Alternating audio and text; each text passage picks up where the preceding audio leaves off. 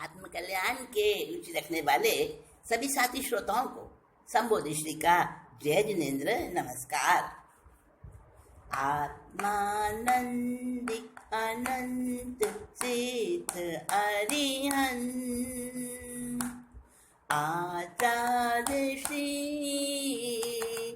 उपाध्याय जी लोक विराजित साधु सात्विगण सारे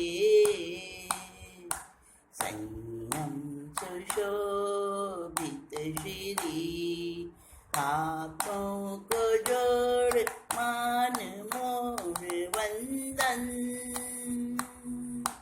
करती हूँ मैं अहर्निशम संबोधिका दो दान प्रभु कृपालु पापों का कर सकूं हनन पापों का कर सकूं शमन।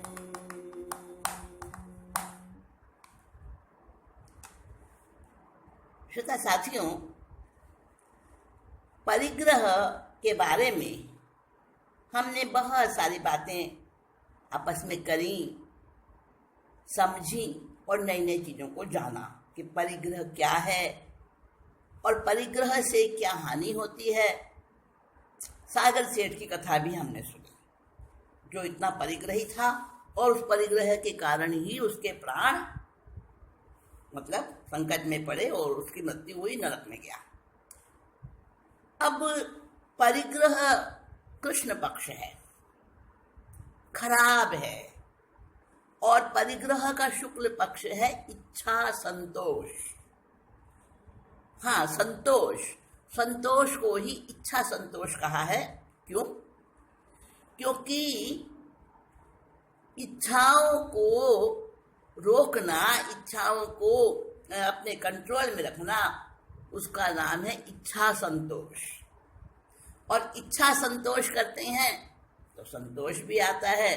कहते हैं ना, गोधन गजधन वाजधन और रतन धन खान, जब आवे संतोष धन सब धन धूल समान। ठीक है ना? तो ये त्याग करना, अनावश्यक जो कंज्यूम करना है, चीज़ों को यूज़ करना अनावश्यक, जिसके बिना भी हमारा काम चल सकता है, और उनसे अपने आप को मुक्त रखना, फ्री रखना, अनाप शनाप खर्चे से, अनाप शनाप उपभोग परिभोग से अपने को बचाते रहना, वो संतोष के कारण ही होता है। इच्छा संतोष अर्थात अपने को लिमिटेड बना लेना, सीमित कर लेना। तो आज हम इच्छा संतोष की बात करेंगे। ये परिग्रह जो पाप है ना, पांचवा पाप परिग्रह, उसी का ये शुक्ल पक्ष है। शुक्ल पक्ष यानी परिग्रह से बचना हो तो हमें इच्छा संतोष का आश्रय लेना होता है। इच्छा संतोष, जिसके बारे में ऋषि मुनियों ने, पुराने ज्ञानियों ने हमारे क्या क्या बातें कही हैं, एक छोटा सा श्लोक सुनाऊंगी आपको। बोल मत होना, अर्थ बता दूंगी क्योंकि संस्कृत में है श्लोक। हाँ, देखिए, सर्पाः पिबन्ति पवनं न चिदुर्बलास्ते शुष्कैस्तृणैर्वनगजाः बलिनो भवन्ति कन्दैः फलैर्मुनिवरा गमयन्ति कालम् संतोष एव पुरुषस्य परम निधानम्। इसमें बताया है, सर्पाः पिबन्ति पवनम न च दुर्बलास्ते। कभी आपने सांप को कुछ खाते देखा है? हाँ, दूध तो पीता है सांप, लेकिन कहाँ मिलता है दूध? जंगलों में रहने वाले सांप को दूध कहाँ मिलता है? और जंगलों की बात छोड़ें, जो सर्प कभी कभी घरों में आ जाते हैं, उनको भी कौन दूध पिलाता है भाई? कभी नाग पंचमी के दिन हो गया, कभी हो गया कि दूध पिला दिया। सर्प तो बहुत सारे हैं, सबको थोड़ी ना दूध पीने को मिलता है, तो भूखे ही रहते हैं। अब जिसको सर्प डसता है ना, वो उसका मांस नहीं खाता है, बस दांत लगाता है, दांत ओनली। यानी उसका तो पेट थोड़ी भरता है डसने से, किसी जीव को काटने से सर्प का पेट नहीं भरता है। तो फिर सर्प क्या खाता है? तो यहां पर जवाब दिया है, सर्पा पिबंति पवनम, पवन हवा को ही वो पीते हैं बस, न च दुर्बलास्ते, फिर भी दुर्बल नहीं होते वो सर्प। शुष्कै स्तृणै वन गजः बलिनो भवन्ति, और वन में रहने वाले हाथी, पालतू हाथी को तो फिर खिला देते हैं, सर्कस में हाथी पालते हैं उनको भी खिला देते हैं, लेकिन जो वन के हाथी हैं वो तो क्या खाते हैं? सूखे तिनके ही खाते हैं, जंगल में जो मिल जाए। और लेकिन कितने बलवान होते हैं ना, शेर को भी परास्त कर देता है हाथी। तो हाथी भी बलवान बनते हैं सूखे तिनके और घास फूस खा के। और कंदैर फलैर मुनिवरा गमयंती कालम, और मुनिवर जो होते हैं, ऋषि मुनि जंगल में रहने वाले, वो क्या खाते हैं? कंदमूल, और फिर अपने समय को व्यतीत करते हैं। तो संतोष एव पुरुषस्य परम निधानम, संतोष जिसके पास में आता है ना, जो संतोष कर लेता है, इच्छाओं को कंट्रोल करके सीमित हो जाता है, तो उसके पास संतोष रूपी धन आ जाता है, तो वही उसका सबसे बड़ा खजाना है। संतोष यानी कि कंटेनमेंट, या कह दूं कि जितना मिल जाए उसमें संतुष्ट रहना। हाँ, एक बात बता दूं आपको, जो हमारे पास है उसमें तो हमें संतोष करना, जो हमें मिला है उसमें संतोष कर लें, लेकिन जैसे हम आज हैं उससे कल कुछ आगे बढ़े हुए होने चाहिए। यानी हमारे नॉलेज, ज्ञान में, हमारे मतलब सहनशीलता में, अच्छे गुणों में, उसमें संतोष नहीं करना हमें। हाँ, उसमें तो आगे बढ़ते रहना अच्छे गुणों में। और जहाँ स्पर्धा होती है, कंपटीशन होता है ना भाई, उसके पास तो गाड़ी है, बंगले हैं, मेरे पास नहीं है, तो उसके लिए क्या करेगा इंसान? जब मन में ऐसी बातें आएंगी तो वो भी क्या करेगा कि ऐसा चाहिए, कहाँ से भी आए, कैसे भी आए, तो फिर गलत काम करेगा। तो ऐसा संतोष हमें करना जो हमें आत्मिक गुणों में आगे बढ़ाए, उसमें तो हमें संतोष नहीं करना, वहाँ तो हमें बढ़ते जाना। ध्यान कर रहे हैं, आधा घंटा ध्यान लगा, कल और ज़्यादा लगाना, उसमें संतोष नहीं करना। लेकिन संतोष कहाँ करना? जितना मिल रहा है, जो प्राप्त हो रहा है, सुख या दुख, उसमें संतोष करना। उसमें सोचना कि मेरे कर्म के हिसाब से मुझे मिल रहा है, मुझे दूसरों से क्या लेना। उसका ऐसा एक दोहा है कि देख पराई चुपड़ी क्यों ललचावे जी, रूखा सूखा खाए के ठंडा पानी पी।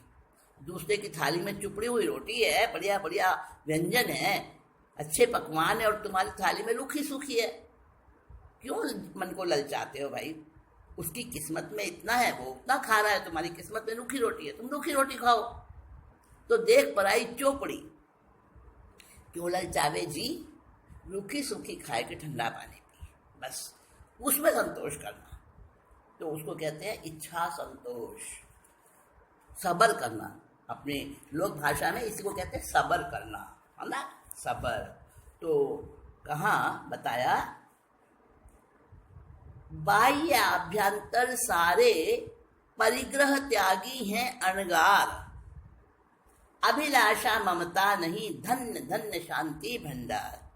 अणगार यानी जितने अपने साधु संत हैं, विशेषकर जैन साधु, जैन साधु जो हैं, बाहर के और आभ्यंतर परिग्रह बताए ना, 9 प्रकार के तो बाहरी परिग्रह और 14 प्रकार के आभ्यंतर परिग्रह पीछे बताए ना परिग्रह वाले चैप्टर में। तो सारे परिग्रहों के त्यागी होते हैं अणगार। ना अभिलाषा रखते, ना ममता रखते, ममत्व है? और ऐसे शांति के भंडार जो हैं मुनिराज, उनको धन्य धन्य है। वस्त्र पात्र उपकरण हैं जो भी उनके पास, उसमें भी राग आसक्ति नहीं, वे जग से रहें उदास। सब कुछ त्याग सके नहीं, गृहस्थी है मजबूर। साधु तो त्याग देता है भाई, गृहस्थी नहीं त्याग सकता, वो मजबूर है इस मामले में। सब कुछ त्याग सके नहीं, गृहस्थी है मजबूर। जल में कमलवत रह सकता, उनके ममत्व से दूर। एक अनुव्रत परिग्रह है, 4 हैं उसके सहायक। 12 व्रतों में 5 हुए, यो इच्छा संतोष विधायक। ये 5 जो अनुव्रत हैं, साधु के होते हैं महाव्रत, और श्रावक श्राविका यानी गृहस्थ के होते हैं अनुव्रत। तो 5 ये साधु के तो महाव्रत हो गए, और यही 5 गृहस्थियों के अनुव्रत होते हैं। तो 5 अनुव्रत होते हैं, उसमें 5वां अनुव्रत है परिग्रहण, परिग्रह अनुव्रत। तो ये सबसे बड़ा है, बाकी के 4 उसके सहायक हैं। वे 5 ही साथ मिलकर चलते हैं। कौन कौन से 5 हैं आपको समझ आ गई? अहिंसा अनुव्रत, सत्य अनुव्रत, अचौर्य अनुव्रत और शील अनुव्रत, ब्रह्मचर्य अनुव्रत, और 5वां है अपरिग्रह, जिसको इच्छा संतोष कहा है हमने। तो ये 5 जो हैं साथ मिलकर चलते हैं, और इन्हीं से श्रावक जल में कमल के समान रहता है, यानी संसार में रहता हुआ भी संसार से आसक्त नहीं होता है। और इसी सिलसिले में, इसी के अंतर्गत, इसी के चलते हम आपको सुनाते हैं धन सेठ की कथा। ये धन सेठ की कथा जो हमारे यहाँ जैन कथा रत्न कोश में आई है। जैन कथा रत्न कोश है हमारे यहाँ, उसके बहुत कई भाग हैं, तो उसके 4थे भाग में कथा आई है, और श्रावक प्रतिक्रमण सूत्र की टीका में भी आई है ये कथा, धन सेठ की कथा। तो धन सेठ कौन था वो मैं बता दूँ आपको, और ये कहानी सुनेंगे आप, आपको बड़ी अच्छी लगेगी, इंटरेस्टिंग कहानी है। हाँ, तो सुनते हैं कि धन सेठ कौन था। एक नगरी थी, और उस नगरी में बहुत लोग रहते थे। तो उसी नगरी में एक धन सेठ भी रहता था। तो धन सेठ यानी एक गृहस्थ था, उसका पिता तो कौन था? सुंदर और सुंदरी, माता पिता का नाम था सुंदर सुंदरी। सुंदर सुंदरी का बेटा धन, इकलौता कुल दीपक था। सुंदर सुंदरी का बेटा धन, इकलौता कुल दीपक था। धन श्री का जीवन धन था, धन श्रेष्ठी कुंवर मन मौजी था। यानी पिता सुंदर सेठ, सेठानी सुंदरी, उनका इकलौता बेटा था जिसका नाम था धन। पुत्र का नाम रखा धन कुमार, और धन बोलते थे उसको। और जब उसकी शादी करी ना, तो उसकी पत्नी का नाम धनश्री रख दिया, धनश्री।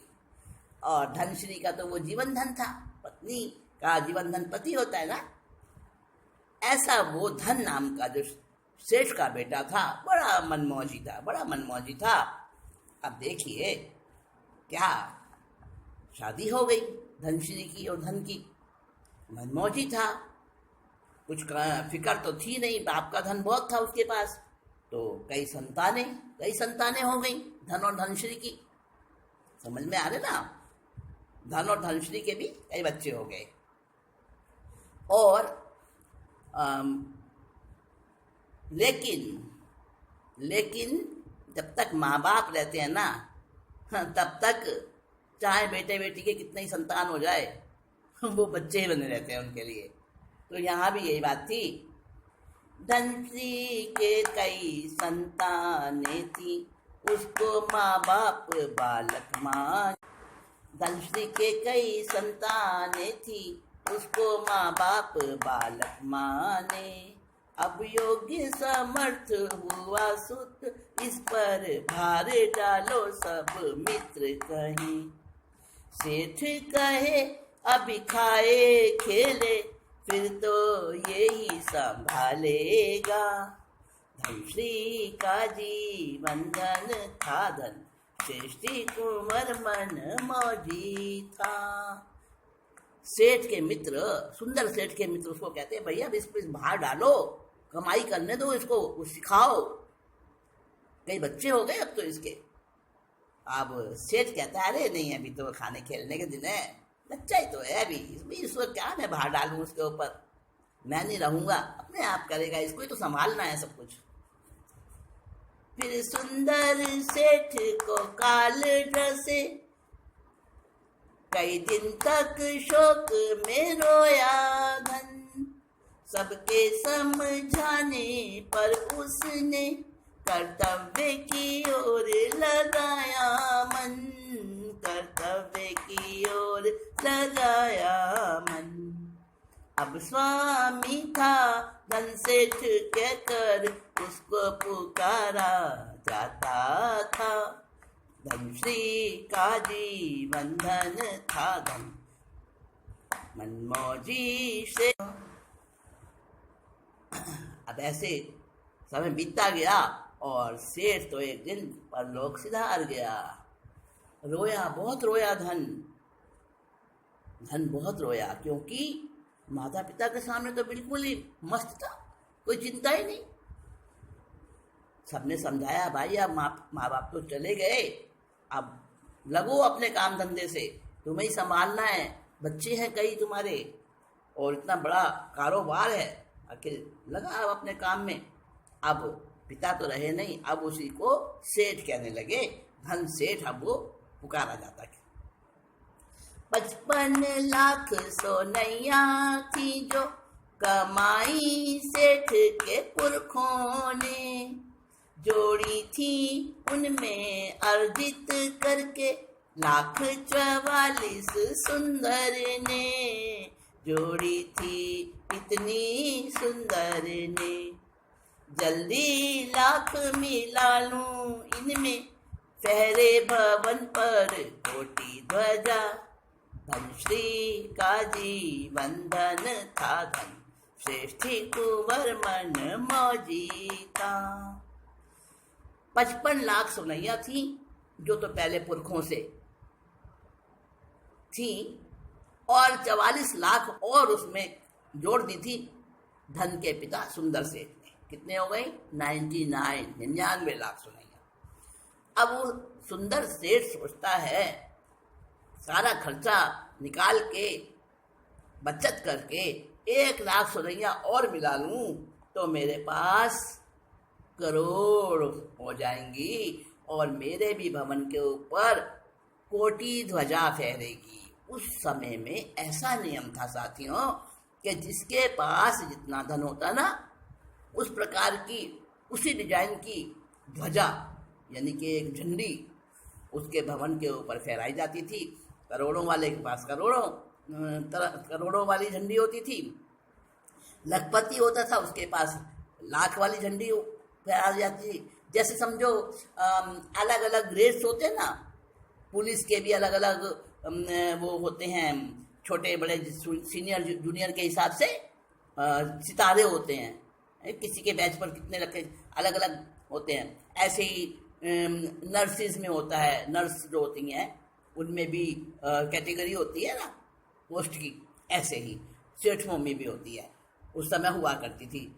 तो अब वो सोचता है कि मैं 1 लाख सोनैया अगर इसमें और जोड़ लूँ तो मेरी कितनी करोड़ हो जाएंगी और कोटि ध्वज कहलाऊंगा मैं। अब उसी में लगा रहता था। एक तरह से मम्मन वाली बात समझ लेना आप। हाँ, आगे कहानी आएगी, कैसे सुनते हैं। व्यापार बढ़ाया मेहनत की, लेकिन पूंजी ना बढ़ पाई। फिर खर्च को कम करने के लिए कंजूसी की हद अपनाई, कंजूसी की हद अपनाई। हटा दिए सेवक धन सी और बच्चों में व्यापी व्याकुलता। धन श्री का जीवन धन था, धन श्रेष्ठी कंवर मन मौजी था। धन सेठ विचारे लाभ नहीं क्यों, इतने पर भी बढ़ता है धूर्त मुनीम गुमाश्ते सब, इसी कारण ऐसा होता है। हाँ, इसीलिए ऐसा होता है। सबको निकाला सार्थ सजा के, करने कमाई निकल पड़ा। अब देखो क्या किया, व्यापार बढ़ाया, खूब मेहनत करता है, पर पूंजी तो बढ़ती नहीं, खर्च में ही सब खर्च हो जाता है, पर बचत हो नहीं पाती, पूंजी आगे नहीं बढ़ती उसकी। खर्च को कम करा, हाँ, तो क्या किया, कंजूस बन गया। हर चीज़ पे उसने मतलब टोकाटाकी करके और हर चीज़ का खर्चा बंद करने लगा। सेवक हटा दिए, दास दासी हटा दिए। अब मुसीबत किसकी आई, बच्चों की और धनश्री की। बड़े परेशान हो गए बच्चे भी और उसकी पत्नी धनश्री भी। क्या करते, फिर सेठ ने देखा ऐसे भी खर्चा कम नहीं हो रहा, ऐसे भी मेरी पूंजी नहीं बढ़ रही। वो परिग्रह, हाँ, वो दिमाग में रहता ना, बढ़े और बढ़े और बढ़े, लेकिन बढ़ नहीं पा रहा। अब क्या करता है, क्यों नहीं हो रहा भाई, क्यों प्रॉफिट नहीं हो रहा, क्यों मेरी पूंजी नहीं बढ़ रही। हाँ, जरूर मेरे जो मुनीम और गुमाश्ते हैं ना, मेरे व्यापार के अंदर जो काम करने वाले मेरे असिस्टेंट्स हैं, ये सारे धूर्त हैं। ये जो है ना जालसाजी करते हैं, पैसा बचाते हैं चुपचाप और मुझे बताते नहीं। इनको निकाल दूँ, सबको निकाल दिया।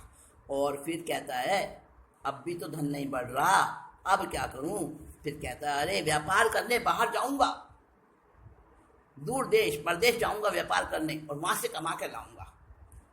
बड़ा समझाया धनश्री ने, बच्चों ने बहुत उसको रोका, लेकिन वो कहाँ रुकने वाला था, उसके सिर पर तो भूत सवार था करोड़पति बनने का। सार्थ सजा के और व्यापार करने को चल दिया।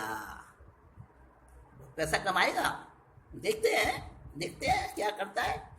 अरे कोई कितना भी कर ले, लेकिन जितना किस्मत में है, जितना नसीब में है, उससे ज़्यादा नहीं मिल सकता, कभी नहीं मिल सकता। हाँ, पुरुषार्थ करना चाहिए, लेकिन ऐसा पुरुषार्थ भी क्या जो जैसा वो परिग्रह की वजह से, परिग्रह के मतलब नशे में धन सेठ कर रहा है। आप देखो परदेश चल दिया है वो, जरा हम भी इंतजार करते हैं, देखते हैं कुछ आने दो परदेश से लौटकर, क्या परदेश में कमाई करता है, फिर आगे की बात करेंगे। और इतनी देर के लिए मैं भी जरा अपना दूसरे काम देख लूँ, फिर बैठती हूँ आपके साथ मीटिंग में और आगे की बात बताती हूँ, इस कहानी का अगला रूप क्या बनेगा। और मुझे पता है आप वीडियो देखते हो, सुनते हो, पसंद करते हो, हाँ, और फॉरवर्ड भी करते हो, शेयर भी करते हो। तो बेल आइकन को दबाते रहना, शेयर करते रहना, और वीडियो पसंद आते ही होंगे, पसंद आए तो उनको सबको बताना और हमारे लाइक करना, सब्सक्राइब करना, ठीक है ना। हाँ, आप करते ही हो, बिल्कुल करते हो। नए जो जुड़ते हैं श्रावक और श्रोता हमारे, उनके लिए मैं बता रही हूँ, और आप करेंगे मुझे पता है। तो इतनी ही बात कहकर अपने आज की मीटिंग को यहीं विराम देती हूँ। नमस्कार, जय श्री राम। आत्मकल्याण के रुचि रखने वाले सभी साथी श्रोताओं को